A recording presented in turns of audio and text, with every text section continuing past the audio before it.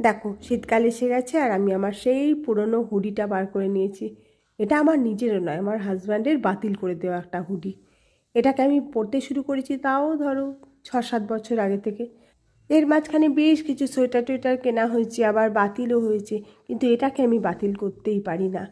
মানে এটার প্রতি একটা কীরকম মায়া হয়ে গেছে। এরকম কিছু কিছু জামা কাপড় থাকে যেগুলো আমরা সহজে বাতিল করতে পারি না।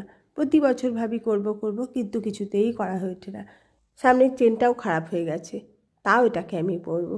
এই বছরে ভাবলাম যে আরও কয়েকটা নতুন সোয়েটার আছে, সেগুলোই বাড়িতে পরা শুরু করি। তারপর ভাবলাম থাক, বাড়িতেই তো পরবো, পরি না, কী হয়েছে, কে আর দেখতে আসছে অত বাড়িতে।